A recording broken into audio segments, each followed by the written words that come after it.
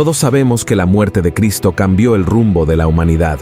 Gracias a ese sacrificio, cualquier persona que se arrepiente de sus pecados y cree en Él como su Salvador, recibe el perdón y la salvación eterna. Pero hay una persona en particular que fue impactada por el amor de Jesús en el mismo momento en que moría en la cruz. Y no estoy hablando del criminal que recibió la promesa de estar con el Señor en el paraíso ese mismo día. Estoy hablando del centurión romano que ayudó a su imperio a crucificar al Hijo de Dios. En el video de hoy te contaré cómo fue el encuentro de este hombre con Cristo y las consecuencias que vivió desde ese momento en adelante. Te quedarás impresionado, pero antes de comenzar, quiero pedirte que te suscribas a mi canal, actives la campanita de notificaciones, porque quiero ayudarte a entender la Biblia todos los días de una manera simple y fácil. ¿De acuerdo? Ahora sí, vamos allá. Antes de saber lo que le sucedió a ese centurión, es importante entender todo el contexto de la historia. También quiero dejar claro que lo que le pasó a este hombre no está relatado en la Biblia, sino en manuscritos de esa época que narran la historia de los personajes que formaron parte de la vida y muerte de Jesús. En la jerarquía del ejército romano, el centurión es uno de los cargos de mayor destaque, confianza y responsabilidad. Era un puesto que muchos deseaban, pero pocos alcanzaban.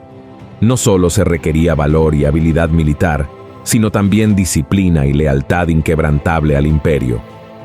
El centurión era el comandante de una centuria, es decir, una especie de batallón formado por 100 soldados, y su autoridad era absoluta.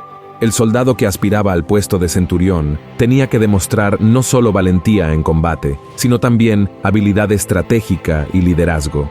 Necesitaba ser un ejemplo para sus hombres, inspirando a cada uno de ellos a seguir sus órdenes sin cuestionarlas. Entonces, la disciplina y la obediencia eran valores fundamentales para un centurión, y él esperaba lo mismo de sus subordinados. Además, su inteligencia debía estar por encima de la media, ya que con una sola decisión podría determinar el resultado de una guerra. Y en este contexto de liderazgo, el centurión formaba parte de una maquinaria militar muy severa que imponía el orden en las tierras dominadas por Roma a través de la fuerza. Una de las formas más comunes de castigar a aquellos que eran juzgados como criminales era mediante métodos brutales como la crucifixión. Seguramente, este centurión del que estamos hablando debió haber comandado la tortura e incluso la muerte de decenas o cientos de personas. Y durante los episodios finales del ministerio de Jesús aquí en la tierra, entre la traición de Judas, su arresto, juicio, condena y crucifixión, el ejército romano tuvo un papel muy importante en el cumplimiento de las escrituras que trataban de la pasión de Cristo. Mientras Jesús agonizaba en la cruz, los soldados dividían sus vestiduras y echaron suertes sobre su túnica, cumpliendo la profecía del versículo 18 del Salmo 22. En este salmo, Dios le da al rey David una serie de revelaciones que sucederían el día en que el Mesías, que nacería de su linaje, fuera crucificado. Así que Jesús pidió al Padre que perdonara a quienes lo condenaron, dio su último suspiro y entregó su espíritu en manos de Dios. Algo sobrenatural ocurrió. La Biblia dice que el cielo se llenó de una oscuridad tan densa que, según científicos que estudiaron los manuscritos de la época, fue similar a la oscuridad de las 10 plagas que golpearon a Egipto, que era posible sentir las tinieblas con las propias manos. Al mismo tiempo, la Biblia también dice que un terremoto sacudió la tierra, partiendo rocas enormes y rasgando el velo del templo de arriba a abajo. Pero lo más extraordinario estaba por venir. En el capítulo 27 del Evangelio de Mateo, se dice que varios sepulcros se abrieron con el temblor y los cuerpos de los hombres y mujeres de Dios que habían muerto se levantaron y fueron a la ciudad santa de Jerusalén, donde fueron vistos por muchas personas. Todos estos fenómenos trajeron al corazón del centurión la certeza de que algo divino y sobrenatural estaba ocurriendo en ese momento. Incluso después de haber presenciado y participado en cientos de ejecuciones con tanta brutalidad y crueldad, ese oficial se vio aturdido y comenzó a cuestionar sus creencias y convicciones, pues nada se comparaba con lo que estaba presenciando esa tarde en el monte del Gólgota. Entonces, en esa hora, el centurión miró fijamente el cuerpo de Jesús en la cruz y dijo la frase que cambiaría su vida para siempre. Verdaderamente, este hombre era el Hijo de Dios. Esta frase está escrita en Marcos capítulo 15, versículo 39. Al hacer esta declaración, El centurión estaba mostrando que vio delante de él al Mesías, que los líderes judíos tanto acusaron de ser un farsante. La luz que fluyó de esa cruz tocó el espíritu de ese hombre, y sin duda comenzó a recordar los momentos que había presenciado. Como líder de la centuria responsable de la ejecución de Jesús, es muy probable que él haya acompañado todos los pasos desde el arresto de Cristo. Entonces, todo lo que había presenciado ahora comenzaba a tener sentido. A pesar de ser humillado y menospreciado, Jesús mantuvo su postura. Ante las falsas acusaciones, las humillaciones y la violencia, la reacción de ese prisionero llamado Cristo no revelaba solo su inocencia, sino también su naturaleza divina. Desde el momento en que fue llevado ante el sumo sacerdote y el Sanedrín, Jesús enfrentó una serie de acusaciones mentirosas, pero nunca se enojó ni quiso defenderse. Después, ante Pilato y el pueblo judío pidiendo su crucifixión a cambio de la libertad de Barrabás, Jesús enfrentó más injusticias y humillaciones, y aún así, se mantuvo sereno. Luego, fue golpeado, azotado y recibió una corona de espinas en la cabeza. Y aunque tenía el poder de acabar con todo ese sufrimiento con una sola palabra, Jesús continuó siendo humilde, obedeciendo la voluntad de Dios, porque sabía que el plan del Padre era perfecto y algo grandioso sucedería allí.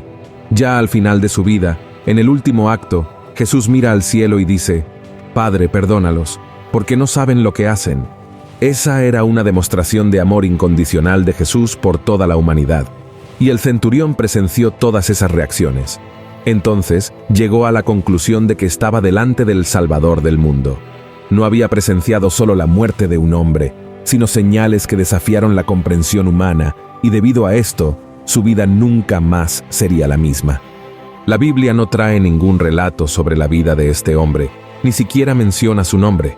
Sin embargo, varios manuscritos antiguos que hablan de esa época y cuentan historias de personas que formaron parte de la vida y muerte de Jesús, cuentan que el centurión abandonó su carrera militar para dedicarse completamente al aprendizaje del Evangelio de Jesús y luego predicar las buenas nuevas a los gentiles, personas que, como él, no eran judíos.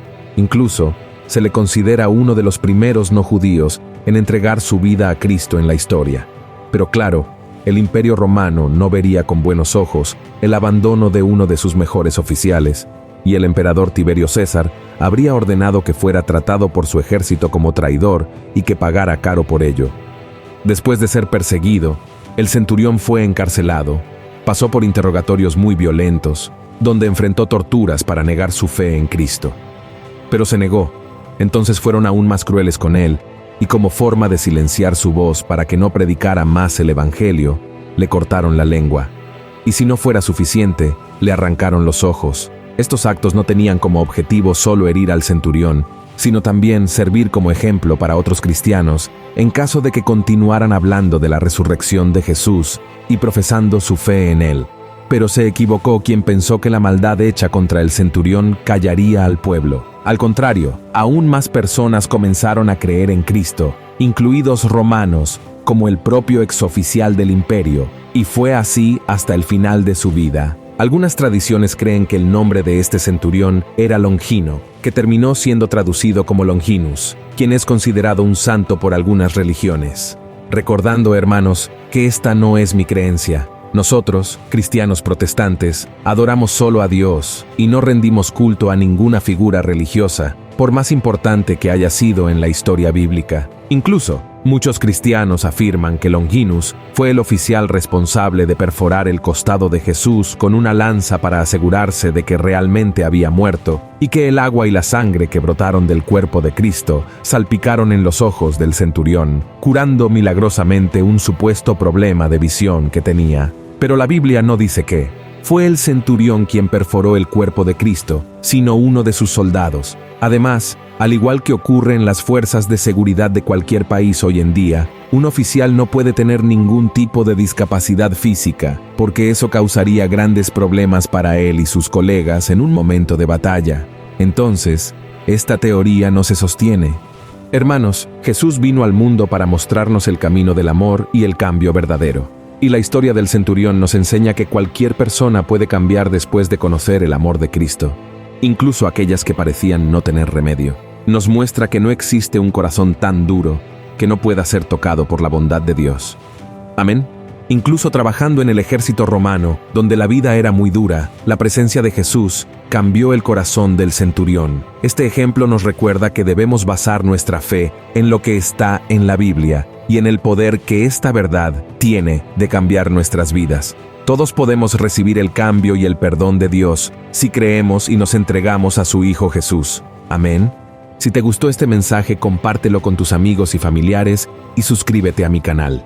Te espero en el próximo video. Que Dios te bendiga poderosamente.